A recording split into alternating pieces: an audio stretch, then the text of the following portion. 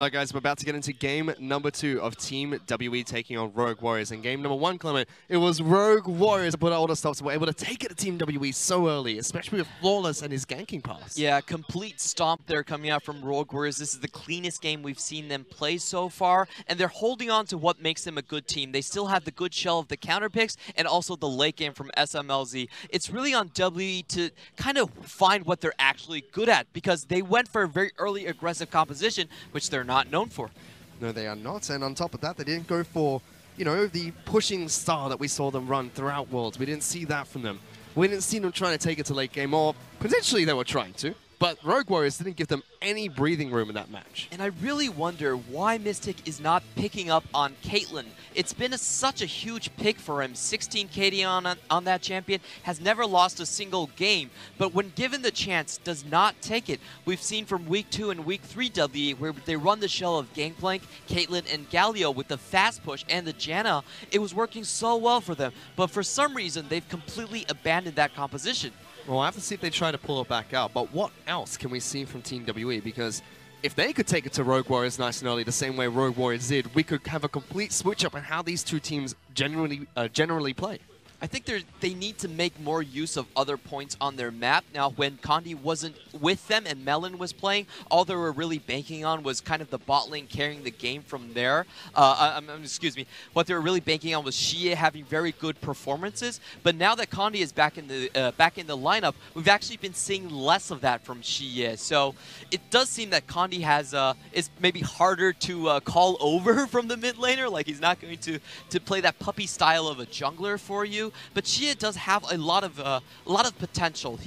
He's very good on the Zoe, very good on the Jace, and in the current lineup, we just don't see that much out of him. Well, we saw that dynamic from the jungle mid lane duo of Team WE, but Doinb was playing incredibly safe in that mid lane. We saw early flashes away from the Sejuani, making sure that he was not taken down, and he was able to get the early shove against Zoe as well, against the minion dematerializer on top of that. There's no excuse for that. That was just a poor read coming out from xiye. He should not have been on the left side of the map. I understand that he was fearing that Flawless might try to gank him in that scenario, but what is Malzahar really going to follow up with that gank? So that was really weird positioning and allowed for very easy play coming out from Rogue Warriors. And they're able to successfully shut down the very strong Zoe pick that a lot of teams have been defaulting towards as their main pick in the mid lane.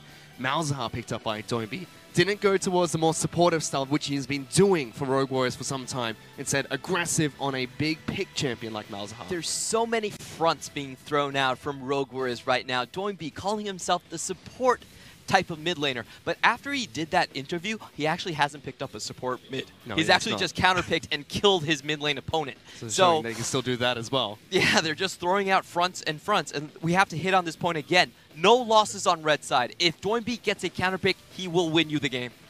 And he got a counterpick in that match. It was not the last counterpick, so it gives Rogue Warriors 2 factors in that game. Yes, they gave away Zoe, which is a very high priority mid lane pick, but Doinb got his counterpick of Malzahar in the mid lane. Then we saw Mouse get the counterpick of Cho'Gath on the top side of the map. That's 2 lanes going in their favor, and Flawless was able to set bottom lane up for success on top of that. How did Team WE attack this heading into the next draft phase? Because they have to take away something. I feel like they can get kind of a flex pick with the Vladimir, try to bait out picks, because we know both xiye and 957 do play this champion. So if they end up on the blue side, which I'm not currently certain of, they can try to use those flex picks to deny Doinb, like at least deny a double counter pick coming out from Rogue Warriors.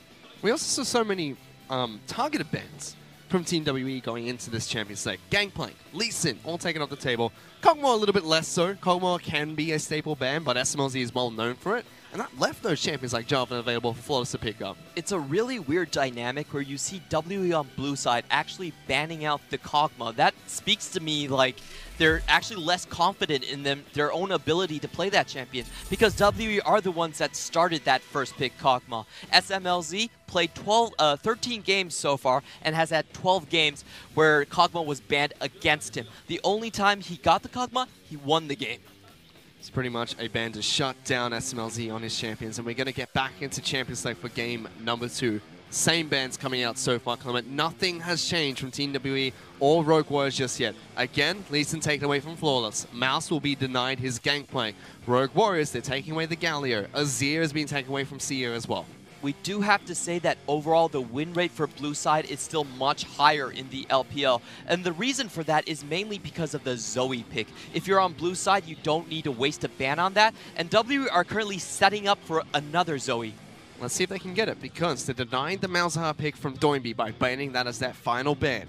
Kog'Maw is still left up and available, so now, do they ban Zoe? The answer is yes from Rogue Warriors. So they definitely understand why blue side is so strong in the current meta. It's because you have a super overpowered pick in the Zoe. And Rogue Warriors read that trap, ban it out, don't want to deal with it. Which is a smart move coming out from Rogue Warriors, but what did Team WE now do now? Do they go towards that Kog'Maw pick? Do they pick up the Jarvan? Oh, and Jarvan's the lock-in for Condi in the jungle.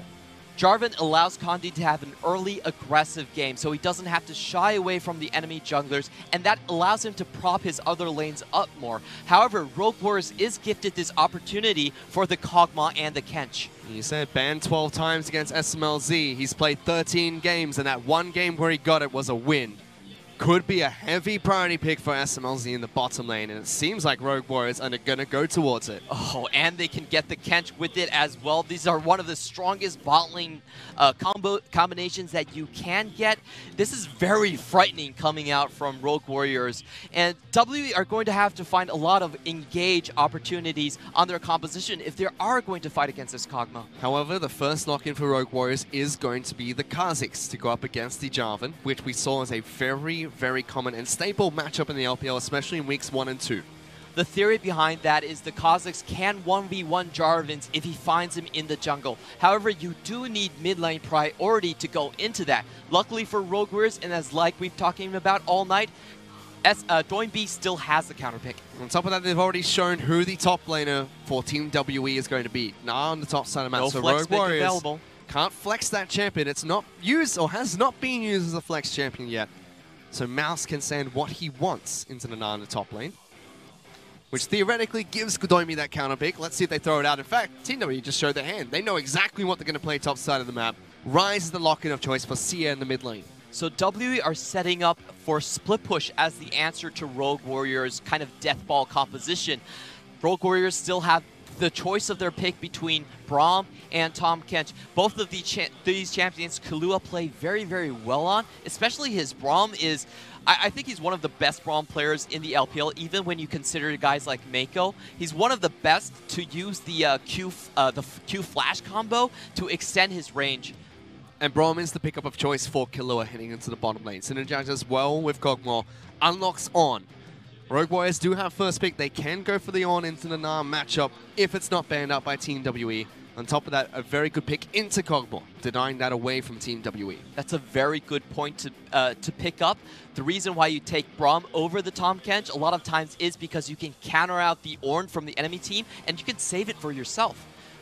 However, double AD carry bans coming out from Rogue Warriors. Caitlyn, as well as Xayah, taken away from Mystic, two champions that he is well known for.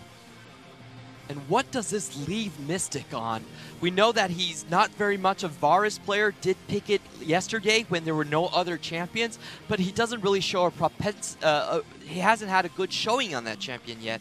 Ezreal is a potential pick that Mystic can go towards. Known for the champion pick, Doinb gets two bans thrown his way. Karma, as well as Orianna, two very supportive base champions in the mid lane.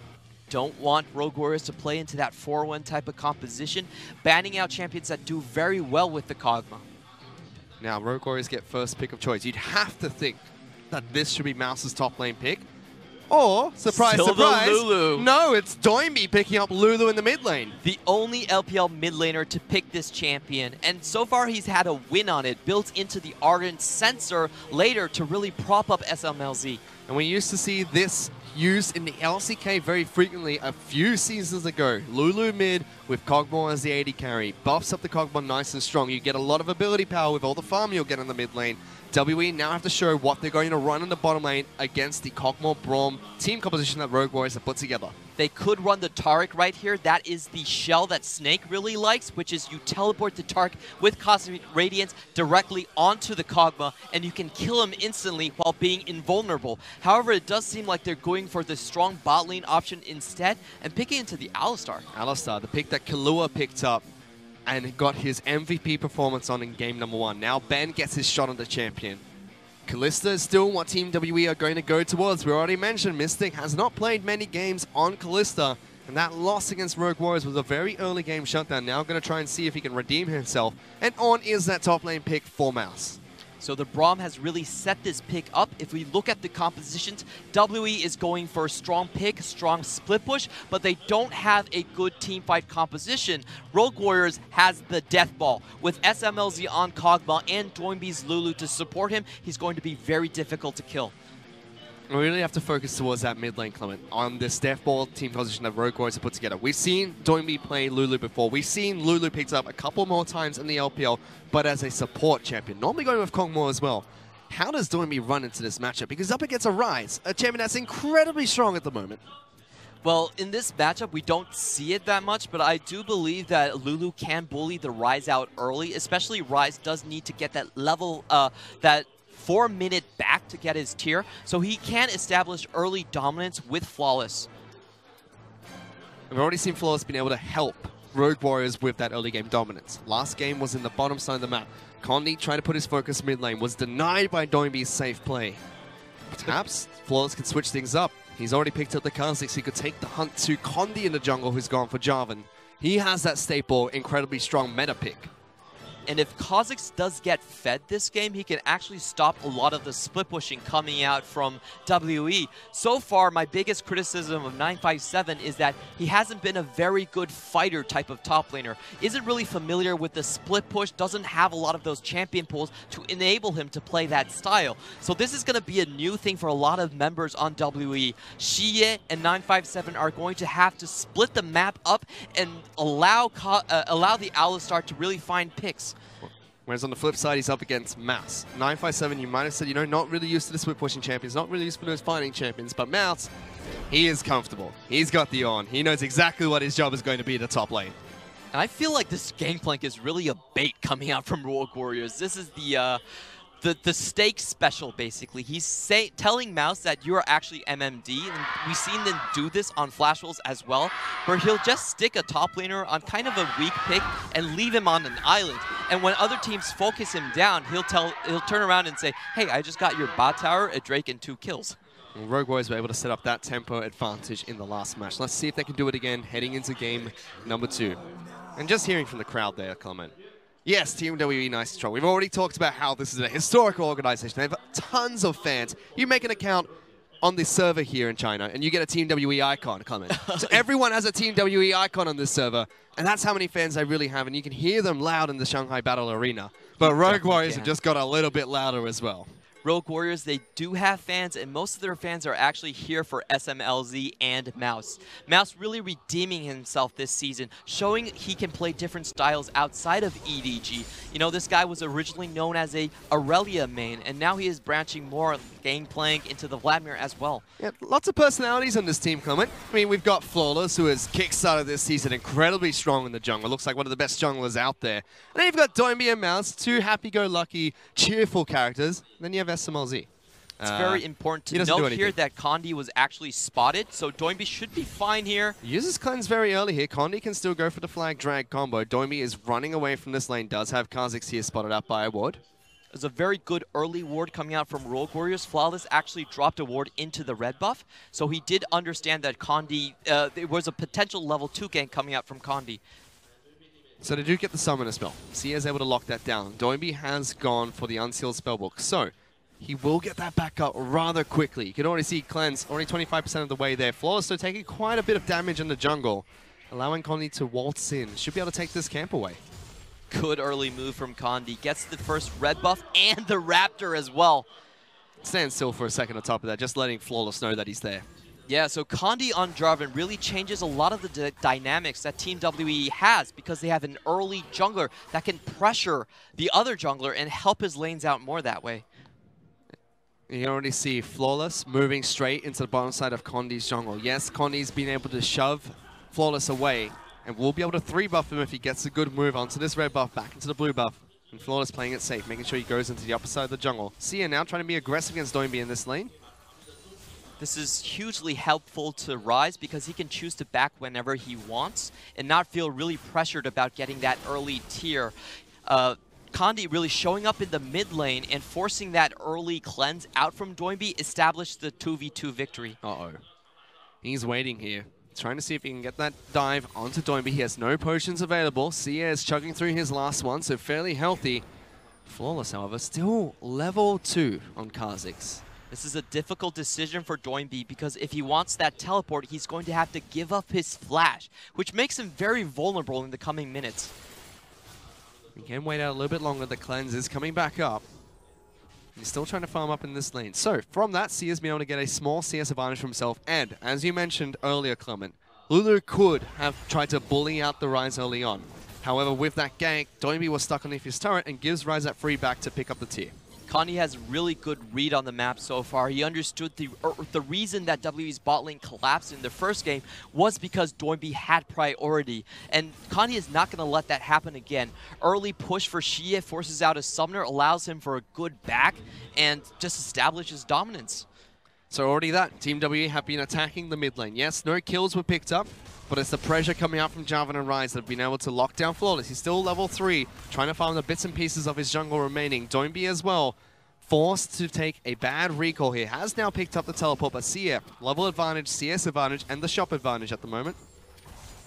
It's really interesting about Doinb's choice of runes, even though we just kind of skipped it. He is bringing jungler type of runes, taking into the Water Walk and Celerity. So his thought process is really to push in this mid lane and cheat to the bottom side whenever possible. So I have to keep track of that. Doinb could be roaming around the map. You can see him speeding through the river just then. Still trying to trade aggressively at xiye. Does nothing at the moment, his combo. We don't see water walking that much, but it does give you 25 move speed when you are standing in the river. So basically free boots. He was able to put a couple of wards down. He's going to head back to base here after shoving in a minion wave to CS turret. Mystic goes home, swaps out his heal for a teleport, gets back into the bottom lane, pick up a Vamp Scepter for himself. Oh, Flawless not checking for the zombie ward. This is a very common play currently, especially from Jarvan, who can bring, who does take domination first. Throws down the ward in that brush just behind red. So not only will you get the full duration of the ward, but the zombie ward coming afterwards, giving you prolonged vision of where Kha'Zix is moving around the jungle. Spots out his red's gone, moves over towards his Krug camp, and checking in with the bottom lane. Yes, Mystic's gone back to base and picked up a shot. And Smlz is doing absolutely fine on the Kog'Maw at the moment. Rogue Warriors know that there is a potential for a Realm Warp to come in, so backs out immediately after not seeing Doinb on the map. Especially with the item advantage that Mystic has. Small, but early in the game, every bit of damage, every bit of healing counts, especially in these early skirmishes. Smlz just wants to farm up. Oh, excuse me, xiye. Like, they didn't see xiye, immediately backed off because they knew he was 6 and had the Realm Warp.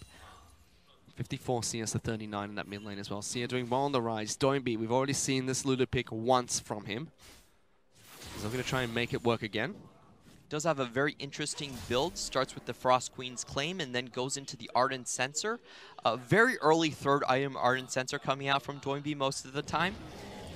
Ooh, Condi looking to try and lock Flawless down even more inside the jungle. He already took away red buff and 3 buff from the kickstart the game. I don't like this teleport from Mouse because what this is signaling is that W can actually just get a 5-man in the bottom lane. So lucky for them that doesn't happen. But if this was RNG, they would actually just 5-man bottom. Well, they get blue buff, so still trying to lock down Flawless as long as they can. Now the shoe's on the other foot. It's Team WE dictating the flow of this early game. Yes, it's only a 400 gold lead for Team WE, but if they hold on to the tempo, they can start to take even more incremental advantages. Already here, xiye gets his own blue. Doinb's been denied his, and he's allowed to trade so aggressively against this Lulu. Doinb low on mana. Very odd trade. Probably he's looking for a back right now. Trading a lot of his HP away. And this Ryze getting so fed early means that W are going to have a very good answer to the death ball in the late game because Ryze is such a strong split pusher. Somebody can see a confident, happy to harass Doinb underneath the start. In fact, goes for damage there. Kha'Zix is waiting the wings, but it's going to be him meeting Condi inside this brush. They finally find each other. Just gets a bit of damage down with the passive. Flawless will jump away, does not want to take that fight while Doinb's low. In a 1v1 scenario, I actually give the advantage to Flawless, but he knows that she is there while Doinb isn't. Backs out immediately when he sees Condi. Teleport being used by Doinb to get back into this lane. And immediately, WE focused towards the red buff. Condi's already taken away the first one, trying to deny Flawless from the second. xiye is going back to base, so we'll be able to teleport to the fight if he has to. Flawless spots this out with the ward, calls upon Doinb. Mouse is coming in as well, but the smite goes down. Flawless picks it up for himself. No vision there from Condi, so doesn't really want to, doesn't really have a chance to contest the smite over there. So far, though, Condi has been taking full control of the enemy jungle. There are no ganks coming out from Rogue Warriors, and this is a style that we haven't seen Flawless really be able to play, or we don't really know what his playbook is when he's pushed in so far. And even though Rogue Warriors are the ones that are being pushed in, even though Flawless is set behind, they should be fairly comfortable knowing that Smlz has Kog'Maw. They have the Lulu in the mid lane as well. If this goes to 35 minutes, how does Team WE keep fighting them? They just need to put the Ryze in the side lane, and there's actually no one that can bully out the Ryze. Lulu isn't going to do it. Mouse is not going to do it. They're going to have to use a combination between Flawless and Doinb to really pinch one of those split pushers and kill them. But right now, the two people that are pressured the most on their composition are also these two people that can prevent the split push. On top of that, you can already see Doinb is just being hammered down this mid lane. Negatron Cloak was already picked up for Ryze, so now Lulu does next to no damage against him. Meanwhile, Mouse fancies a fight on the top lane. Is going to get the knock up onto 957, who's still in mini Gnar. Good damage comes out from the Ornn.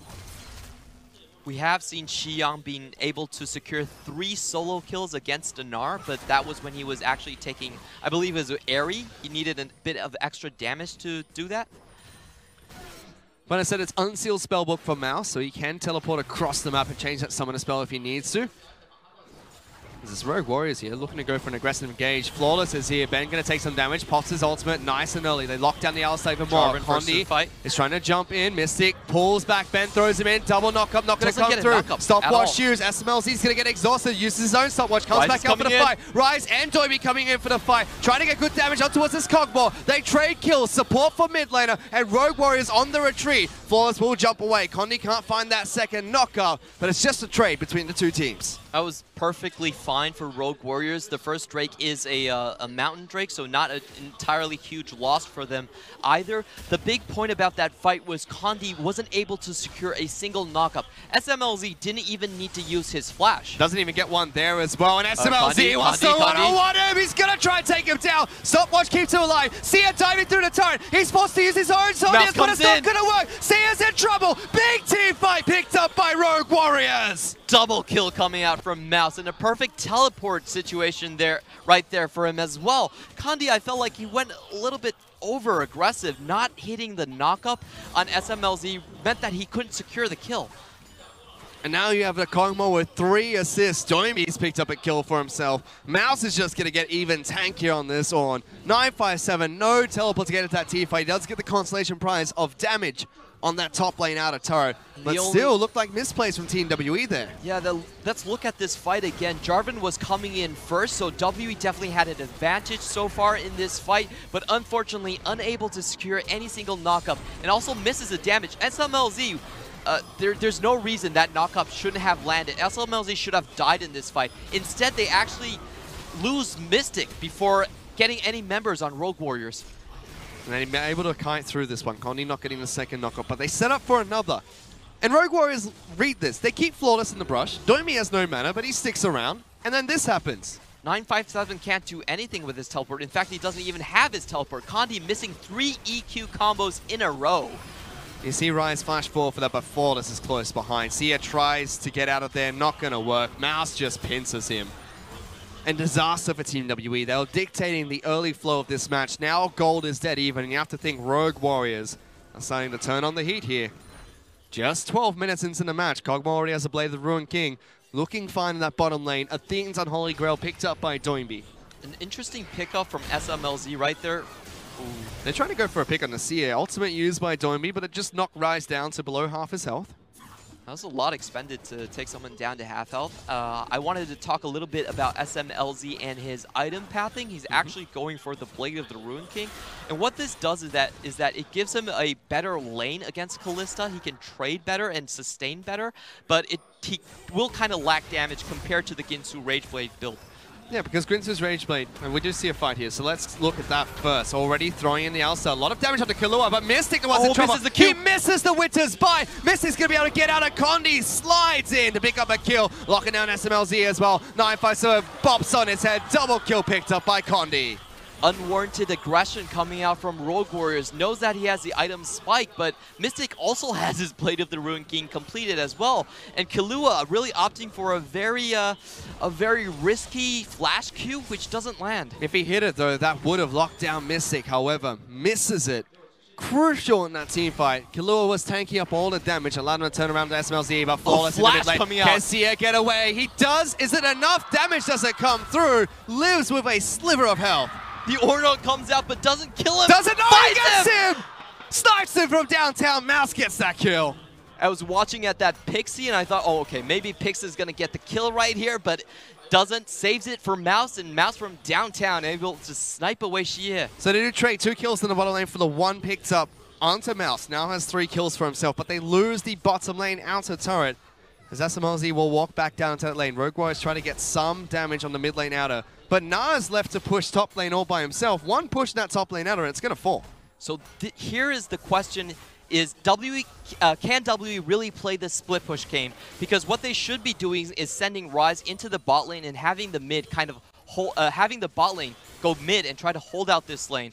Are they going to opt for this split push scenario? It doesn't look like it. Maybe they feel like their carries aren't fed enough to really go on the 1v1. Well, they're going to send Mystic towards the top side map. He's going to be able to work on that top lane outer turret, which is already very low. Smlz and Killua should be able to take down that turret.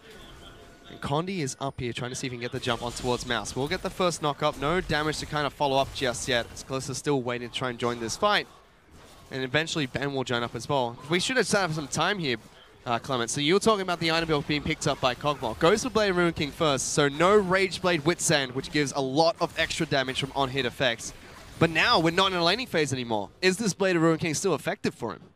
I'm really interested on what he does with it. So if you're split pushing against the Gnar and that's the idea behind it, then it actually would work. But like you've said, he does lose out on a lot of damage. The Rage Blade is such an efficient item. And AP also works on Kog'Maw, buffs your W damage as well. What is Killua doing here? He's tanking as many turret shots as he can, but does give Rogue Warriors time to pick up this turret. Teleport being used. That's teleports. 2 teleports being used because there's a huge flank coming out. Kalista as well as Ryze both here. Smlz goes on the aggressive. There's the Ornn. Can Mystic make it? Doesn't make it. Doesn't go back, but Mystic doesn't get into the ultimate coming out from Ryze. They get the pick onto Team WE's AD carry. The hero exhaust coming out from Killua, stopping him from getting to the chopper. And unfortunately, it's going to be Team WE that picks up the Rift Herald during this chaotic fight. So Condi has that. However, man advantage goes over towards Rogue Warriors. They force the fight as well. xiye's going to have to flash away. Mouse is taking up the turret. He's taking a lot of damage. Condi's going to be able to assist pick up that kill. Slams onto the ground. Killua now in trouble. Jumps back to Doinb out of the pit. Smlz kiting, but he can't. He's stuck. There's the Rune Prison. There's the Gnar into the wall. They lock down Killua. Ben diving into the backlines as well. Rift Herald is getting thrown down. Team WE trying to turn this one around. Massive comeback from them right there. Rogue Warriors once again overstepping their boundaries, going for the tower dive, and you could see Smlz was stuck in tower range trying to fend off all the members from WE. And they're going to continue pushing it. Flawless is waiting, trying to be sneaky, not going to get anything for it. WE push through the mid lane just as Rogue Warriors make a good play bottom side of the map. Team WE react, picking up a gold lead for themselves as well. Now 3,000 gold ahead of Rogue Warriors. Once more they were trying to go for xiye, but xiye is a very tanky man at this point. It's not easy to take him out, especially with that Abyssal Mask. He has a lot of MR. Also his flash helped immensely, and we can see Condi right here getting the 1 knock up and then getting the Cataclysm on the 2 carries at the same time. Ben with a big play as well. Yes, they locked down Smlz, but not only did he stop Mouse, but he follows up here through the jump of Killua. Oh, that flash also dooms Killua. Big plays coming out from Ben so far, showing up on this Alistar support pick. Now 1-0-5, still has his stopwatch. Already has the boots and mobility to roam around the map a little bit quicker. And now WE have done what they wanted to do. They've opened up the map. No outer turrets left. Mid lane inner turret is gone. They can start to go for this split push, but they haven't set it up just yet. Yeah, they still need the waves in better positions. This Mountain Drake is going to help immensely with the remaining tier 2 outer towers. We can see Gnar is already in a long lane and in a very good position to kind of execute that split push. It's still important to note, Smlz is on Kog'Maw, and anything can happen. It's been banned out against him in 12 to 13 games he's played. Picked it up in 1, and that was a victory. Kind of showing how much priority they would put on this Kog'Maw when it's left open. Pairing up with the Lulu, being picked up by Doinb, has the Athenes, has the upgraded Spell Thieves. Now probably going to go towards the Athenes on Holy Grail to buff up the Kog'Maw even further. Yeah, he's already finished the Athenes right there and probably going for the Ardent Sensor as has his third item right there.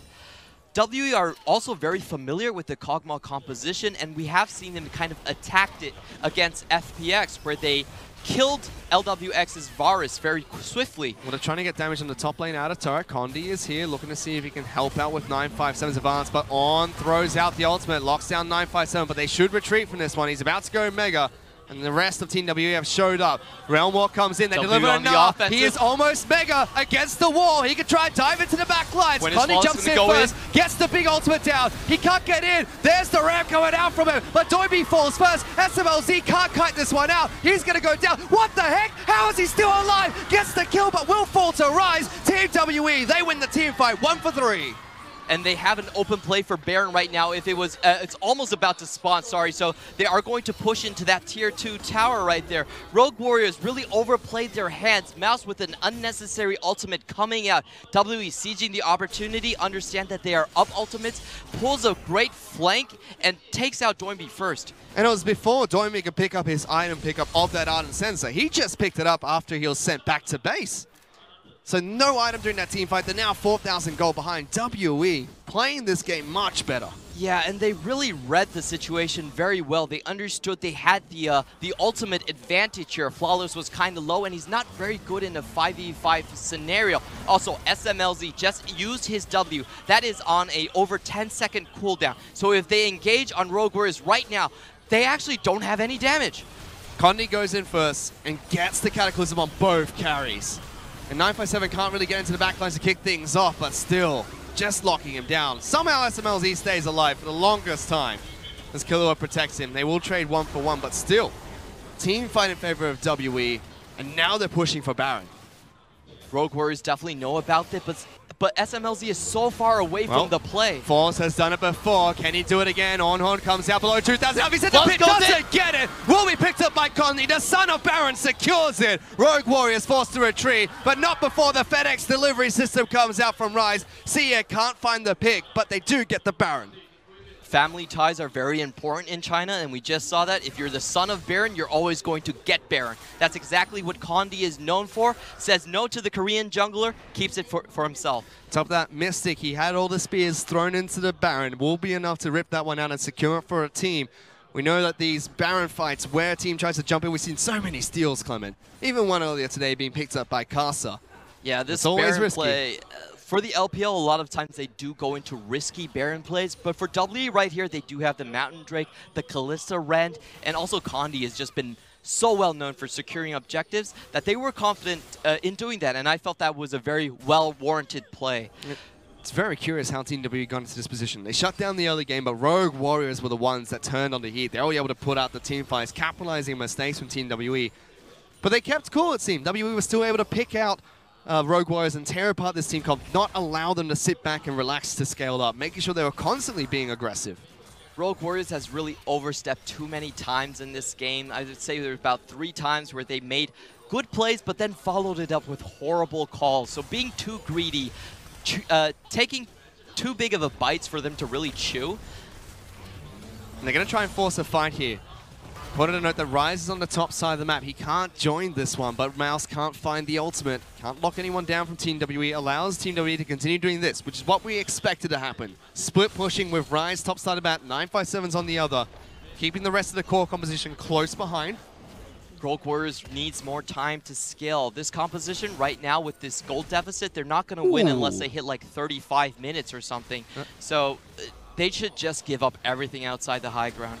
That didn't seem enjoyable for Doinb either. Lockdown underneath the top lane in a turret takes so much damage, but they're trying to get the flank with Flawless. Waiting away from vision to get the jump onto xiye. xiye has Zhonya's, has his ultimate, so he can escape from these ganks. They have to be quick. Get spotted out. Get spotted out. And xiye says, you know what? I'm going to stick around for this turret anyway. No pressure at all. Allows WE to start to chip this bottom tower. Good damage coming out from Smlz. Chips down Condi, but it just defends the bottom lane inhibitor. Meanwhile, Mystic as well as Ben sitting in that mid lane. Good slows coming out, trying to lock down Mystic. Flawless is trying to jump in from the wings. Mystic will pull back his support. Both of them are okay, just using 2 summoner spells. A lot of great escapes from WE. They do have the tools to kind of play it out this way. What they are lacking, however, is good siege opportunities. Kalista, a very short-range champion. So what WE is doing right now with their Baron buff is trying to maximize their split push potential by having that buff in all 3 lanes. You see bottom side, about 957 Condi. Just walk in here. Condi forced to jump away again. Ultimate comes out from Mouse to clear the wave and threaten them. But that bottom lane inhibitor turret, it's already been 1 down. 1 more push should be enough to take it down. And every time Rogue Warriors does not commit to a full engage, somewhere on the map, WE is getting chip damage. And they're still chipping down top side of the map. xiye is happy to go 1-on-1. Here comes Fuller, so looking to jump in. Doinb forced to use the ultimate on himself. Damage will come through, but Saras Embrace is there to keep xiye nice and healthy. In fact, says, you know what? I can take this 2-on-1. No problem. Rogue Warriors really falling behind too early, and much of it was their own doing, giving gaping holes and large mistakes for WE to exploit. And they exploited them well. WE now with an 8,000 gold lead. Flawless can't even step up to contest this Ryze. Baron buff has expired, which will give Rogue Warriors some breathing room. And we have to remember, she is perfectly safe in doing all of this play. Still has the Zhonya's and Realm Orb combo. Ladies and gentlemen, we're still on 8.1, so she can play as aggressive as he likes. Ben? He gets knocked back towards the team. Smlz is going to try and chase it. Ben popping the ultimate very early. On Horn even being thrown out. Does he make it? He gets to the chopper in time. We'll be able to escape from that one. Team WE even focused down on towards the Infernal Dragon. So we can kind of take a look at what the Baron buff has given Team WE as well. They get the Infernal off the back of that. They get out. No big team fights going Rogue Warriors' favor. They get 8,000 gold of a lead. They've taken down every single turret outside of Rogue Warriors' base and chipped away at bottom, mid, and top lane inhibitor turrets. And it's important to mention how they did that, because they split their entire team composition up. They let Mystic and Ben be in the middle of the lane and then had 957 and xiye, their 2 big split pushers, in the side lanes. Rogue Warriors, even though they used Mouse's ultimate 3 times, weren't able to make any picks. And you could see, xiye is so big at this point, he can actually just 1v2 on the top lane. So that we kind of see Smlz going for a different build on Kog'Maw. Like we kind of talked about Blade of Ruin King being that bridging item for the laning phase instead of the Rage Blade, but he's picked up a BF sword. Trying to see if he's really committing to just going a full AD build here, which would make sense. There is no armor being picked up for the side of Team WE, but not what we usually see on Kog'Maw. It's kind of weird right now. I wonder what he's going to pick up. He also has the BF sword, so this could be a IE, I suppose? He just spent about 2,200 gold. We'll have to see what he picks up later on. But again, WE going back to what we expect. xiye still top side of map, holds on to a heal as well as a flash. We'll have 957 to continue split pushing in the bottom lane with his teleport available. So it's hard for Rogue Warriors to really pick a fight here, and you can already see WE are pinging onto that bottom lane inhibitor turret. And it is an Infinity Edge picked up by Smlz. So he does have some big items. Yeah, this is kind of a Hail Mary build. What he's looking for right now is a couple auto attacks on Mystic to instantly kill him. If he gets lucky with the crits, then maybe they can turn the team fight. This is kind of Smlz saying that, okay, we can't go the standard stuff. We actually need some RNG to help us right now. Well, let's see if that's enough, because Doinb also has the Athene's Unholy Grail as well as the Unsense to buff up Smlz. So they still have a Kog'Maw to protect. Question is 8,000 gold enough of a lead for Team WE to continue suffocating Rogue Warriors in this match? Continue to take small objectives here and there. Baron comes up in 40 seconds. WE will have their eyes set towards that. And with 957 split pushing against such a low turret, it seems like they can just continue to break apart the map, pull Rogue Warriors, and don't allow them to get that team fight they want. And Rogue Warriors can't really contest this Baron at this point. They don't have the raw strength against WE. WE also has so many engages that Realm Orb can very easily catch them out if they do go and check that Baron. What I feel Rogue Warriors is forced to do is kind of just clear these waves out and use the Baron times to kind of develop out Smlz even more. But it is 10 seconds before Baron spawns. Condi is trying to threaten Rogue Warriors from getting any form of vision control over that pit. So many wards stretched out across the river to deny Rogue Warriors that opportunity. However, they will get a collapse onto xiye. Good damage onto Doinb. Instant use of the ultimate as well as the Jonas to get him back to safety. I really like the choice for his pose right there. It kind of looked like a Holu Ken going out. Well, he just threw one at Doinb and forced Doinb to use his cleanse, Clement. That's how dangerous the Ryze at the moment. And Mouse is being bullied by 957. Throws out the ultimate, but isn't that going to be enough? GA is there for 957. He can play this one rather aggressive. Steps back up. Will be able to take down the bottom lane inhibitor turret. He might have just fallen and popped his GA, though. Oh, no, he's still alive. He's still okay. Just getting ahead of myself. Comes to the rescue. Doesn't allow Gnar to 957 to take down that inhibitor tower. That would be huge if that actually happened, because the split push would be even more threatening. But he is bullying around Mouse. 957 has gone back to base. xiye still split pushing the top lane. Smlz says, you know what? I'm going to go for this turret. There is a flank being threatened coming out from Ben. Has Ghost on the Alistar. During this time, top lane inhibitor turret is going to fall. Smlz with the damage on Condi. Not enough to take him down, but threaten him at least. Has to step back. A really clever play by Rogue Warriors right here. A 1v1 also developing in the top lane. And already a flash used by Mouse to get away from xiye. Very strong on the Ryze at the moment. Now a big collapse looking to be threatened by Rogue Warriors. Ben will spot out Killua as well as Smlz. Throws down the Righteous Glory. Does get the knock up onto Killua. Instantly flashes away. Big respect coming out from him. Flawless is there. That Condi taking so much damage. He's locked down. That's going to be a kill picked up by Smlz. And they're still going. They're trying to lock down 957. He's trying to flash away. Good damage from this Kog'Maw. 957 can't escape. Guardian Angel gets popped. During this time, Ryze will be able to take down the top lane inhibitor turret. But Smlz picking up 2 kills in that fight for Rogue Warriors. However, these inhibitor turrets, they're just so low, Clement. Condi with a massive misplay right there. His face checks into the brush, and Smlz with a number of crits is able to take him out. They go towards Baron. Rogue Warriors know that they can't save their inhibitor. Instead, they opt for the Baron, and this will allow them to drag the game out as well. And we already know Smlz get dish out this damage now. Was able to almost one-shot Condi. Took down 957 so fast. They lose every single inhibitor turret, though. Mystic, he's going to Mystic get out? He doesn't get the tower. He used his heal as well. Mouse is chasing him down. Killua is here. With the ultimate. Out his own ultimate. Picks up the kill for himself. They don't get the mid lane inhibitor turret, but bottom lane and top lane inhibitors are destroyed by xiye. One last auto attack would have taken that tower down, but Mystic just lacking that small amount of AD, and Rogue Warriors are suddenly back in the game. Smlz coming out clutch with the damage. Now it's a 5,000 gold lead that separates these two teams. And you have to think that team fights can start to turn in Rogue Warriors' favor if they keep playing the way they have, but Team WE have broken the base of Rogue Warriors. Smlz is online. Oh my goodness, so much damage. What? Condi can't escape. You can't escape this madman. Smlz just hunts you down no matter where you decide to go. And it's Rogue Warriors pushing into the base. Condi did not expect that. He EQ'd away, still died. They might be going for the Hail Mary play right here, Clement. Rogue Warriors might have said, this is enough. We're going to try and take that pick all the way to the bank. They're marching towards the Nexus here. This is a 5v4. Condi is still going to take 27 seconds to come back. Good damage on towards Kalista. Gets knocked up. Ben popping his own ultimate. Smlz, look at that Kog'Maw. Kai, and no, he can't. He Kai. 957. You can't do anything.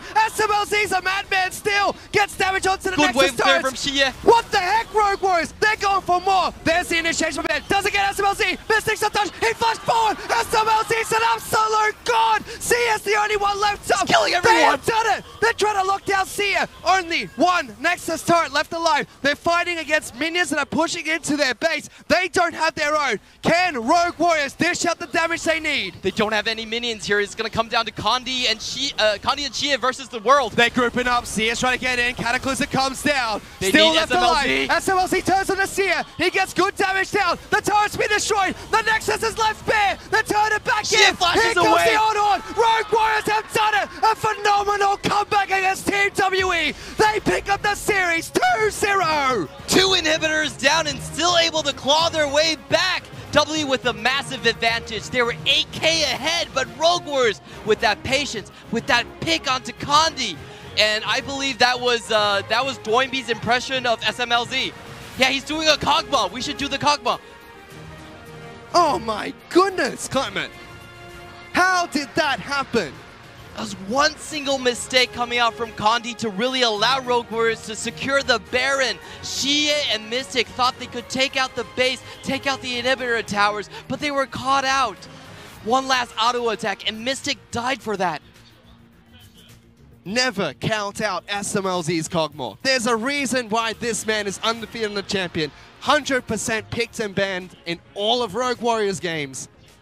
If you take that into calculation, 95% of the times, the enemy team bans out his Kog'Maw. And I would say 95% of the times, his opponents were right. You cannot let him get onto that Kog'Maw. It is a win condition in itself. And that was such a smart way of itemizing as well. Knew he had to go for the kind of crit damage to catch people out with his, with the tons of damage coming out, and also the support items from the entire team, keeping him alive. Rogue Warriors catching them out. It was xiye that was destroying the base as well, coming. Top lane inhibitor down, bottom lane inhibitor down. Mouse was trying his hardest to hold on, but he couldn't. Coaster. My goodness, turned back the game, and really, Rogue Warriors, they impressed us in game number 1. They were able to tear apart Team WE, and they were able to look at Team WE while they took every single objective in game number 2, while they destroyed Rogue Warriors' base, and slowly told them apart and said, you know what, we're not afraid. Condi had such a good early start to the game as well. He propped xiye up for success. He took away all the strength from Flawless, but it wasn't enough. It really came down to late game. Just 2 misplays from him costed WE the game. That face check into the brush where Smlz was waiting for him, and also not respecting the damage, getting caught out in the middle of nowhere. And again, both games coming. Didn't go as we expected. We thought this would be long and drawn out. We identified the weaknesses that came out from these two teams. Game number 1, Rogue Warriors surprised everyone. Game number 2, they surprised everyone again, coming, but this time they did take it to late game and picked up the win there. I'm laughing right now because the cameraman is tagging Smlz. They're checking in on him backstage, and Smlz is looking at the Twitch chat. He's like, how did they rate my performance right there? And even though he just picked up a monstrous game there, Smlz on the Kog'Maw, still, as always, no expression whatsoever. That man is cool as a cucumber. But to break down that phenomenal series, let's send it back to the analyst desk. Thank you, guys. And all you need is the Kog'Maw. That's all you need at the end of the day. Is it like this, or is it like this? I feel like it's like this with the amount of bullets that are coming out of the Kog'Maw's mouth, but that was just fantastic to see from Rogue Warriors. And to be honest, we were prepping the segment. We were like, okay, then WE, they did this play, they made this play, and then it was, okay, we'll go to game 3. And no, Rogue Warriors just end the game. When you look at the goal graph, they just plummeted off a cliff. And it's a 2-0. A 2-0 to Rogue Warriors against WE. And it was very surprising. So I do want to start this one in the draft, and I want to say from the very beginning, I already liked the adjustments that Team WE made. They had a priority pick up the Jarvan, they picked up Gnar, Ryze, and then Kalista, Alistar. So if you looked across all of the lanes, they're either going to have pushing priority or they're going to have kill priority. And that basically gave Condi the run of the mill. Anything that he wanted to do. It's Jarvan, Ryze. He can focus into the mid lane. He's got a kill lane bottom for level 6. He can go down there, and that's what we saw at the beginning part of this game, is repeated ganks bottom. But then there's also the small things. The fact that it was a priority pick of Jarvan, and they thought that they were strong enough to give away Smlz's Kog'Maw. Like, you have Mystic and Smlz.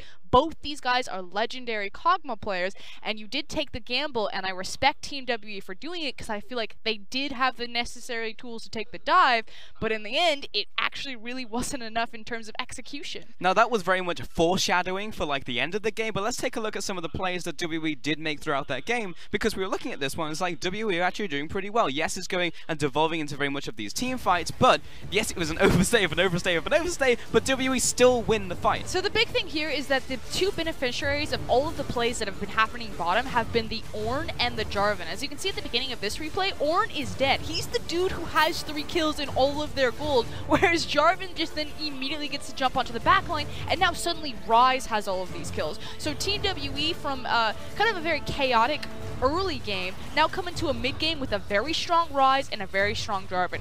Fast forward now to this top lane skirmish. That Ornn ultimate, again, all of the gold was used from like 2 football fields away. It tags 9x7, it does nothing. And now a perfect Ryze ultimate puts everyone into the backline right on top of that Kog'Maw. Doinb is forced to use the Lulu ult defensively, and Smlz just gets smashed. And from here, I'm like, I guess this is case closed. Like, Team WE are just team fighting better.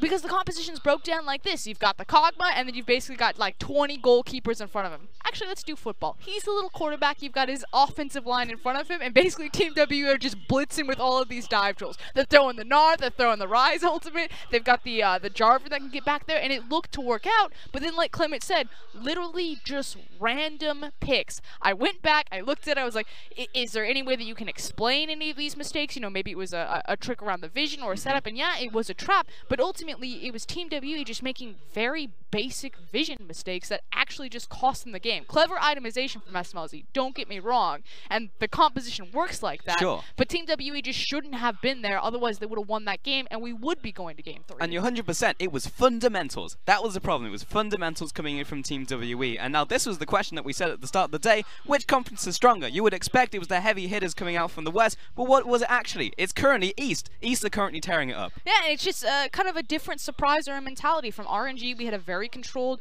you know, macro game, and then from Billy, it was the strong, big 5v5. They tried to draft a skirmish, you know, 3v3, 2v2, couldn't execute on it, fell down. Rogue Warriors versus Team WE. Rogue Warriors hit fast and hard. They come out immediately. They make very early game plays against Team WE, and then in game number 2, it's kind of that same mentality. Yeah, it's a little bit slower, but they're just able to outthink WE, setting down a trap. So it just feels like our heavy hitters are losing on a macro level, and that feels really bad right now. Yes, it does, but it also feels very good for East because it means we have more contenders. You know, it's like this has very much been a 4-horse race, maybe a 5-horse race if you include IG into like the a conversation. 14-horse race. It absolutely is. Like Vici and TOP are the only teams really yet to see that, but Vici are now evolving. TOP yet to see it from them, but literally everybody else, RW, JD, Suning Gaming, all of these teams now in the picture for even a playoffs run if they maintain this momentum they're coming out with before Chinese New Year all the way through the rest of the split, including cross-conference. And that then means that when we looked at teams, you know, at the very top of the day that we were talking about, like the TOPs, the FPX, the OMGs, and we're like, you know, if you take FPX and OMG, they're probably just in the harder group.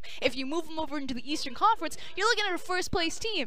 Now, after seeing RNG and Rogue Warriors bounce back, I'm unsure of that statement. I don't know if they have the consistency to do that. And the thing is Rogue Warriors, you know, coming into this, I thought that was correct analysis because I hadn't seen that much growth from the team. It seemed pretty stagnant. They were relying on the same picks. I love the fact that Team WE, you know, banned away the Lee Sin, banned away the Gangplank in both games. I think they were absolutely necessary. But Rogue Warriors just showed that other dimension that we weren't aware was there yet. Now we finally have tape of it, and now we can finally have expectations that they are not just a 2-coin composition team. But they did put their money where their mouth was because Doinb was talking about, hey, I can still play like the Karmas, the Lulus to support Smlz in the bottom lane, and it's Smlz who is set up for success. And in fact, he will be taking the MVP in this one. He is our man of the match, and Smlz did 49% of the team's damage, but he was very much set up by the team to do so. Yeah, do not give this guy Kog'Maw. And like you said, set up by the team. We had a Lulu, we had a Braum. I do want to give a lot of credit to Doinb too. I thought taking the river walking keystone on the Lulu, and you saw him very early on in a lot of those skirmishes that were happening around Smlz on your screen.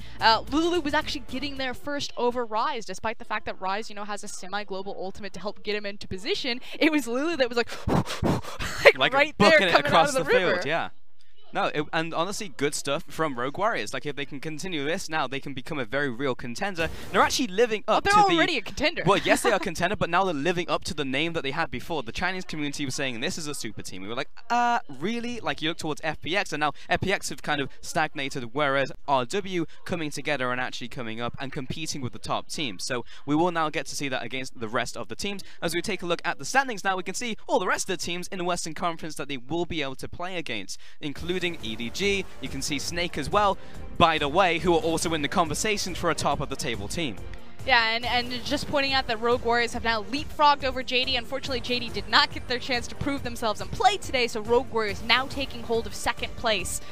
And these points are so important in cross-conference because you only get one opportunity to play these teams versus intra-conference, which is a double round robin. And in fact, JD will not be playing until after Chinese New Year. IG will be playing in a few days from now as well, so they will get the chance to move away from Rogue Warriors, who are right on their heels. But I am very interested in Snake, who again, playing tomorrow against LGD, because LGD also looking like a team who currently, if we just stopped right here, they would be in playoff contention. And that's not something I've been able to say since probably 2015. I was just going to say, there's been small up and downs, but that feel never weird had it coming out of your mouth? My mouth didn't want to say it, but LGD right now actually look like a team in contention. Yeah, and a big part of that is actually their AD carry position. Unfortunately, we didn't get to see Imp play last time around. He was sick, so FDY played for him. But still won. Had a great performance on the Xayah in particular, but Imp right now has completely turned around his performance. If you go ahead and look at the Korean ladder in solo queue, Imp, I believe, is actually ranked number 6 right now. Wow. And it's been a very long time. He's the highest rated LPL player on the ladder. Now, we also have Bilibili Gaming once again on Wednesday, because today, you know, we had our celebration, but we will have another celebration on Wednesday because, well, we don't usually broadcast Wednesday. We will be coming at you before we head into Chinese New Year, and that will be Bilibili Gaming against TOP, and we'll be rounding that day with Invictus Gaming and Fun plus Phoenix. I actually think this is probably going to be TOP's best chance to pick up a win. I know it's not Vici Gaming, but I feel like Bilibili are very one-dimensional. We keep using that word, you know, we need to see more from teams, and Bilibili, we saw it today, and we'll probably see it against TOP. They've got one style, and it's to make a fist and hit you as hard as possible with it in a late-game team fight. I think that gives TOP a lot of options, especially for their early Baron play.